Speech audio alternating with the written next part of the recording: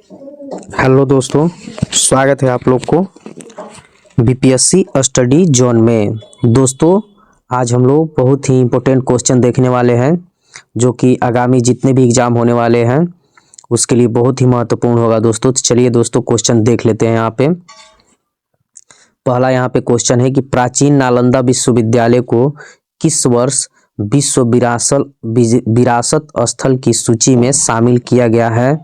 तो 2016 ईस्वी में। इसके बाद अगला क्वेश्चन देख लेते हैं। अगला क्वेश्चन हम लोग का है कि निम्नलिखित नदियों में कौन सी नदी हिमालय क्षेत्र की नदी नहीं है? तो सकरी जो नदी है यह हिमालय क्षेत्र की नदी नहीं है। इसके बाद अगला क्वेश्चन देखते हैं। यहाँ पे अगला क्वेश्चन हम लोग का है कि किस स्थान से गंगा नदी समतल भूमि पर बहना प्रारंभ करती है? तो आंसर हम लोग का हो जाएगा हरिद्वार। यानी किस स्थान से गंगा नदी समतल भूमि पर बहना प्रारंभ करती है? तो हरिद्वार से। इसके बाद अगला क्वेश्चन देखते हैं। यहाँ पे क्वेश्चन है कि दिए गए विकल्पों में किस जिले में पुरानी जलोढ़ मिट्टी की सर्वाधिक बाहुलता पाई जाती है? तो आंसर हम लोग का हो जाएगा गया। इसके बाद अगला क्वेश्चन है कि बिहार की जलवायु के अंतर्गत कौन सी ऋतुएं प्रचलित हैं? तो शीत ऋतु, वर्षा ऋतु, ग्रीष्म ऋतु उपयुक्त में से एक से अधिक ऋतुएं बिहार की जलवायु के अंतर्गत आती हैं। इसके बाद से अगला क्वेश्चन देख लेते हैं। सप्तधारा सतधरवा कुंड स्थित है? तो राजगीर में। इसके बाद अगला क्वेश्चन है भारत तथा नेपाल सरकार की सहमति से कोसी परियोजना की शुरुआत कब की गई? तो 1954 ईस्वी में। इसके बाद आते हैं कि भीम बांध वन्यजीव अभयारण्य कहाँ स्थित है? तो मुंगेर में स्थित है। इसके बाद अगला क्वेश्चन है बिहार का सर्वाधिक वन क्षेत्र वाला जिला कौन सा है? तो कैमूर है। इसके बाद अगला क्वेश्चन है कि अभ्रक का सर्वाधिक उत्पादन कहाँ पर होता है? तो गया जिला में होता है। इसके बाद अगला क्वेश्चन देखते हैं। 11 नंबर क्वेश्चन यहाँ पे है 2011 की जनगणना के अनुसार भारत तथा बिहार का जनसंख्या घनत्व क्रमशः है तो 382 से 82 एवं 1106 ईस्वी में है। इसके बाद अगला क्वेश्चन देखते हैं कि 2011 की जनगणना के अनुसार न्यूनतम लिंगानुपात वाला जिला कौन सा है? तो मुंगेर है। इसके बाद अगला क्वेश्चन है बिहार स्थित बरौनी तेल शोधक कारखाना किस देश के सहयोग से स्थापित किया गया है? तो रूस। यानी क्वेश्चन पूछा जाएगा कि बिहार स्थित बरौनी तेल शोधक कारखाना जो है किस देश के सहयोग से स्थापित किया गया है? तो रूस से। बिहार में विद्युत इंजन कारखाना स्थित है? तो मधेपुरा में स्थित है। इसके बाद अगला क्वेश्चन है कि मढ़ौरा स्थित डीजल रेल कारखाना द्वारा निर्मित शक्तिशाली डीजल इंजन गजराज कितने हॉर्स पावर का है? तो 6000 HP 6000 हॉर्स पावर का है। इसके बाद अगला क्वेश्चन है कि बिहार राज्य पथ परिवहन निगम की स्थापना कब की गई?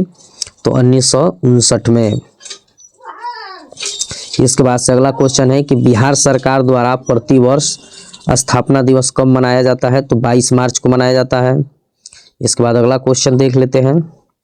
बिहार विधानसभा में अनुसूचित जनजाति के लिए आरक्षित सीटों की संख्या कितनी है? तो 2 है। इसके बाद अगला क्वेश्चन है हम लोग का यहाँ पे भारतीय संविधान के किस अनुच्छेद के अंतर्गत विधानसभा के सदस्य बनने हेतु 25 वर्ष से न्यूनतम आयु सीमा तय की गई है?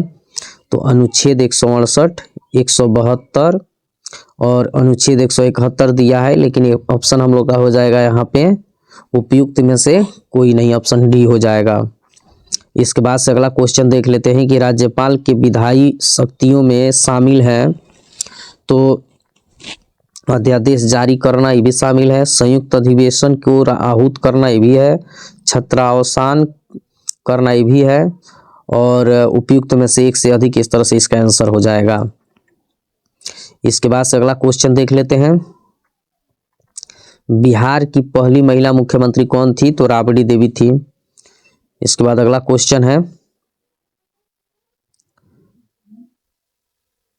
क्वेश्चन है हम लोग का कि राज्य स्थित सचिवालय का मुख्य कार्य क्या है?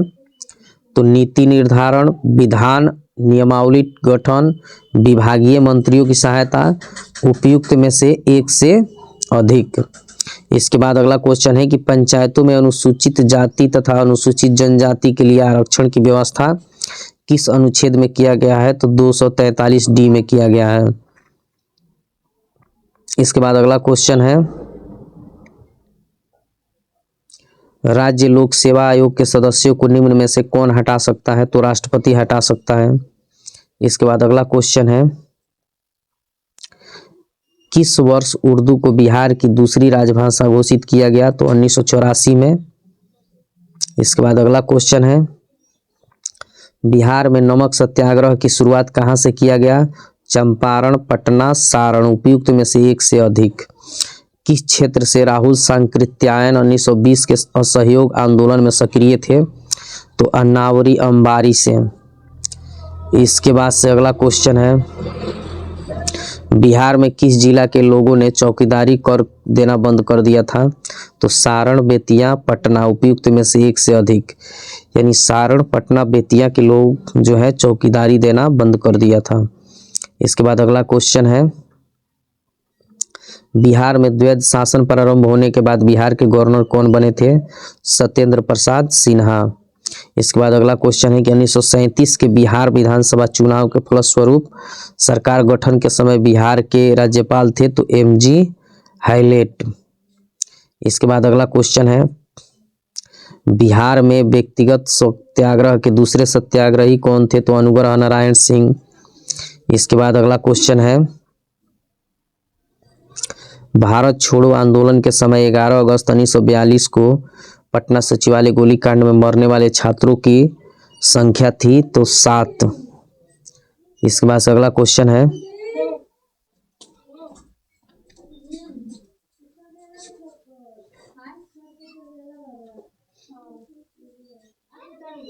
किस आंदोलन के समय बिहार में आजाद रास्ता सक्रिय रहा? तो भारत छोड़ो आंदोलन के समय। किस आंदोलन के समय बिहार में आजाद रास्ता सक्रिय रहा? तो भारत छोड़ो आंदोलन के समय। इसके बाद अगला क्वेश्चन है कि निम्न में से किसने बिहार छात्र परिषद का गठन किया था? तो राजेंद्र प्रसाद ने। इसके बाद अगला क्वेश्चन है हम लोग का गौ हत्या रोकने के लिए बिहार में गोरक्षणी सभा की स्थापना हुई 1893 ईस्वी में। इसके बाद अगला क्वेश्चन है बिहार में नोनिया विद्रोह कब हुआ था? तो 1770 से 1800 ईस्वी में। और इसके बाद से अगला क्वेश्चन है कि निम्न में कौन सा क्षेत्र फ्रांसीसी व्यापारियों का व्यापारिक केंद्र था? तो चंद्रनगर। इसके बाद अगला क्वेश्चन है किसके सूबेदारी काल में अंग्रेज यात्री बर्नियर पटना आया था? तो दाऊद खां। यानी किसके सूबेदारी काल में अंग्रेजी यात्री जो बर्नियर था वो पटना आया था?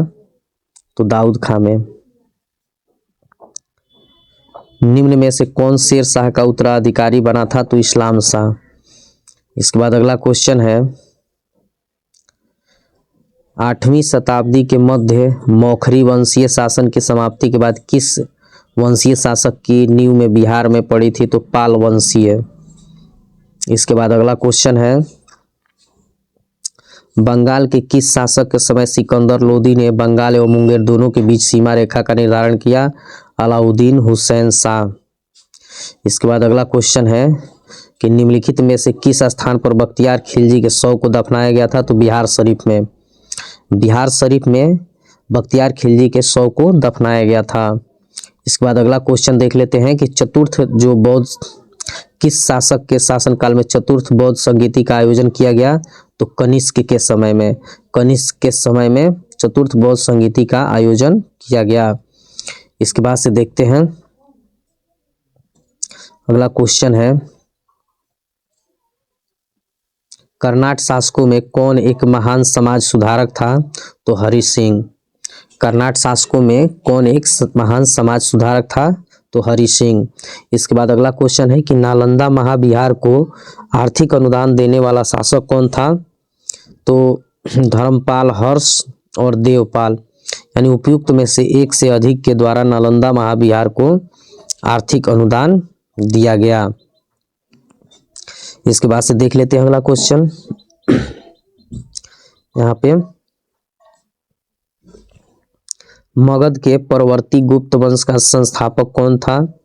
तो कृष्णगुप्त था। इसके बाद अगला क्वेश्चन है कि नालंदा विश्वविद्यालय का संस्थापक? तो कुमारगुप्त। इसके बाद अगला क्वेश्चन है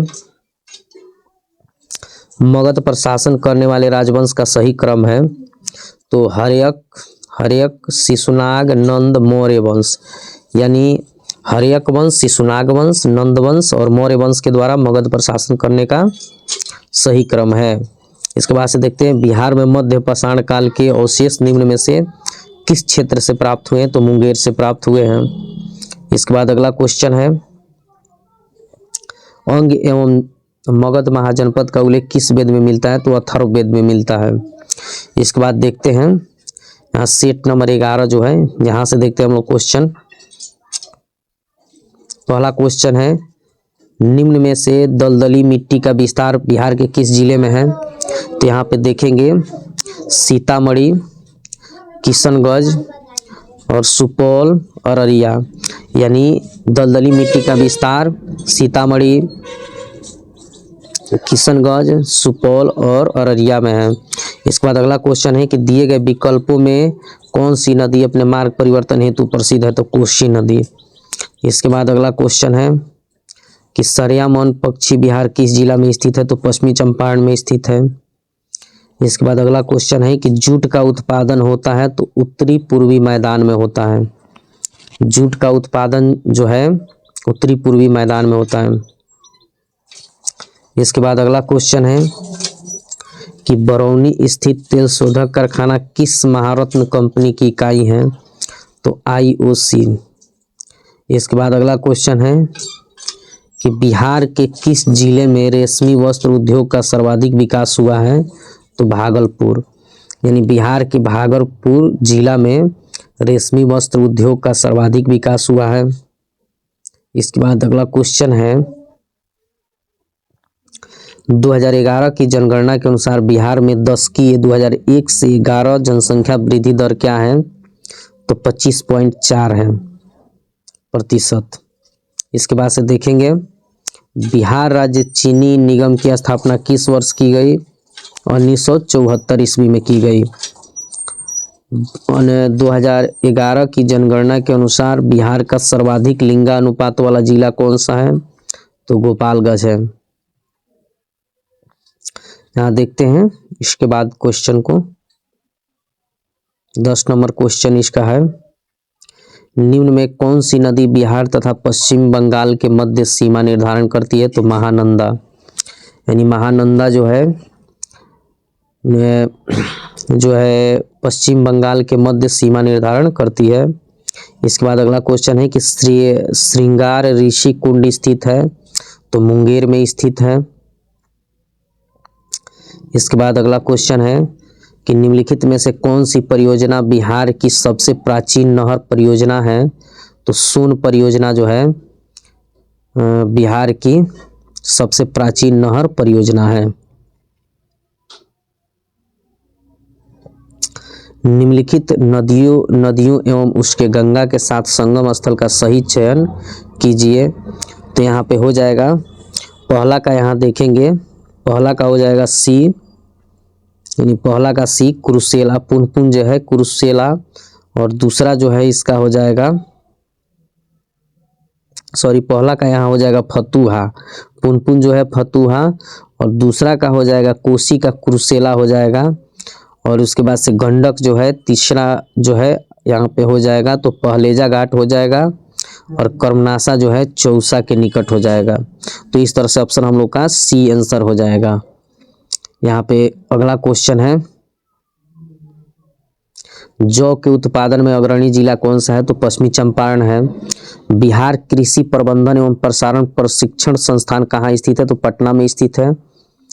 और इसके बाद अगला क्वेश्चन देख लेते हैं कि 2011 की जनगणना के अनुसार बिहार का लिंगानुपात है तो 918। और इसके बाद से देखते हैं बिहार की अधिकांश क्षेत्रों में कौन सी मिट्टी पाई जाती है? तो जलोढ़ मिट्टी पाई जाती है।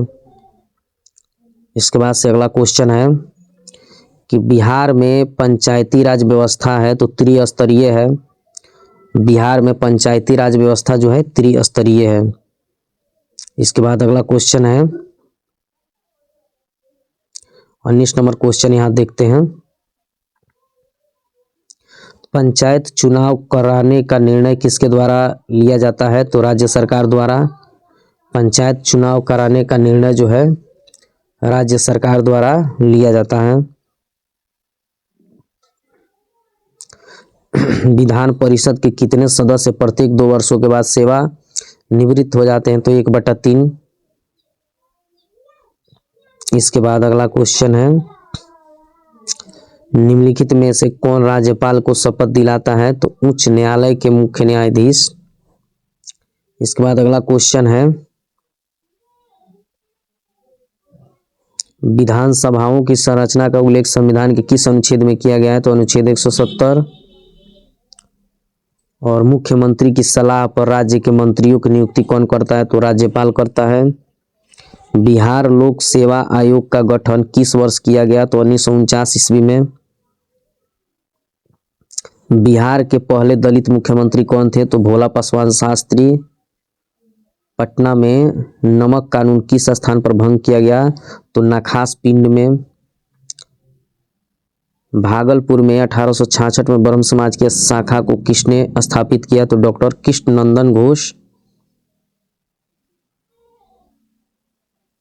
बिहार में महत्वपूर्ण संत मखदूम शरफुद्दीन याहिया मनेरी किस सिलसिले से संबंधित हैं? तो फिरदौसी से। किस मुगल शासक ने राजकुमार अजीम को बिहार का सूबेदार बनाया? औरंगजेब को। इसके बाद अगला क्वेश्चन है गया में आयोजित द्वितीय बिहार प्रांतीय किसान सम्मेलन की अध्यक्षता की थी? तो पुरुषोत्तम दास टंडन ने। गया में आयोजित द्वितीय बिहार प्रांतीय किसान सम्मेलन की अध्यक्षता जो है की थी तो पुरुषोत्तम दास टंडन ने। इसके बाद देखते हैं बिहार में सदाकत आश्रम की स्थापना की थी? तो मजहरूल हक ने। इसके बाद अगला क्वेश्चन है बख्तियार खिलजी के आक्रमण के समय सेन वंशीय शासक था? तो लक्ष्मण सेन। इसके बाद से अगला क्वेश्चन है किस काल में बिहार पर दिल्ली सल्तनत के सुल्तानों का निर्णायक वर्चस्व स्थापित हुआ था? तो तुगलक काल में। इसके बाद अगला क्वेश्चन है कि किस सुल्तान ने राजगीर स्थित जैन मंदिरों को अनुदान दिए? तो फिरोज शाह तुगलक। इसके बाद से अगला क्वेश्चन है 1857 के आंदोलन के दौरान किस व्यक्ति ने अंग्रेज के विरुद्ध छापामार युद्ध किया? तो अमर सिंह। यानी 1857 के आंदोलन के दौरान किस व्यक्ति ने अंग्रेजों के विरुद्ध छापामार युद्ध किया? तो अमर सिंह ने। इसके बाद अगला क्वेश्चन है कि सेन वंश के किस शासक ने कर्नाट वंश के शासक नान्यदेव को पराजित किया था? तो विजय सेन। इसके बाद अगला क्वेश्चन है दिल्ली के किस सुल्तान ने बिहार में सैनिक अभियान कर मुंगेर तक अपना राज्य विस्तृत किया? तो सिकंदर लोदी ने। इसके बाद से अगला क्वेश्चन है निम्नलिखित में से कौन सा कार्य शेरशाह द्वारा नहीं किया गया? तो यहाँ पे इबादत खाना का निर्माण जो है शेरशाह के द्वारा नहीं किया गया। इसके बाद क्वेश्चन है कि बिहार में किस मुगल शासक का राज्याभिषेक अंग्रेजों के संरक्षण में हुआ? तो शाह आलम द्वितीय का। बक्सर का युद्ध कब हुआ था? तो 22 अक्टूबर 1764 को। बक्सर का युद्ध हुआ 22 अक्टूबर 1764 को। इसके बाद से अगला क्वेश्चन देख लेते हैं बिहार के बहावी नेताओं में मृत्यु दंड की सजा निम्नलिखित में से किसे मिली? तो यहाँ पे हो जाएगा याहिया अली, मोहम्मद शफी, मोहम्मद जफर उपयुक्त में से एक से अधिक। इसके बाद से अगला क्वेश्चन है कि संथाल विद्रोह का क्षेत्र था भागलपुर राजमहल। इसके बाद से अगला क्वेश्चन है कि बिहार के पटना में जुलाई 1857 का जन विद्रोह किसके नेतृत्व में हुआ था? तो पीर अली। इसके बाद से अगला क्वेश्चन है कि बाल मुकुंद वाजपेयी ने किस पत्रिका का संपादन किया? तो स्वराज कथा। स्वराज कथा का बाल मुकुंद वाजपेयी ने संपादन किया। इसके बाद अगला क्वेश्चन है कि बिहार में ताम्र प्रशस्त युग के प्रवर्ती चरण के अवशेष कहाँ से प्राप्त हुए हैं? तो सारण से, सोनपुर से, वैशाली से। ताम्र प्रस्तर युग के जो प्रवर्ती चरण है वह सारण, वैशाली, सोनपुर से प्राप्त हुए हैं। इसके बाद से अगला क्वेश्चन है ऋग्वेद में बिहार क्षेत्र के लिए किस शब्द का प्रयोग किया गया? कीकट। ऋग्वेद में बिहार क्षेत्र के लिए कीकट शब्द का प्रयोग किया गया है। इसके बाद से देखते हैं कि निम्न में से कौन सा महाजनपद बिहार के क्षेत्र में स्थित नहीं था? तो वत्स एवं चेदी, यानी जो महाजनपद है वह बिहार के क्षेत्र में स्थित नहीं था, तो वत्स एवं चेदी। इसके बाद से देखते हैं कि निम्न में से किसे हर्यक वंश के वास्तविक संस्थापक के रूप में जाना जाता है? तो बिंबिसार को जाना जाता है। इसके बाद से अगला क्वेश्चन है महात्मा बुद्ध की मृत्यु के पश्चात प्रथम बौद्ध संगीति का आयोजन किस शासक के समय में हुआ था? तो अजातशत्रु के समय में। इसके बाद से अगला क्वेश्चन है कि चंद्रगुप्त मौर्य के दरबार में मेगास्थनीज को भेजने वाला शासक कौन था? तो सेल्यूकस था। चंद्रगुप्त मौर्य के दरबार में मेगास्थनीज को भेजने वाला शासक जो था सेल्यूकस था। और यहाँ पे 49 नंबर क्वेश्चन है महात्मा बुद्ध की मृत्यु के पश्चात बौद्ध संगीति का आयोजन किस शासक के समय में हुआ था? तो अजातशत्रु के समय में। दोस्तों आई होप कि मेरा वीडियो आप लोग को अच्छा लगा होगा। वीडियो अच्छा लगा हो तो वीडियो को लाइक करें, चैनल को सब्सक्राइब करें और वीडियो को ज़्यादा से ज़्यादा शेयर करें दोस्तों के पास, ताकि जब भी मैं इस तरह का नया वीडियो बनाऊं तो उसका नोटिफिकेशन आप लोग को सबसे पहले मिले। दोस्तों मिलेंगे नेक्स्ट वीडियो में, तब तक ले जय हिंद दोस्तों।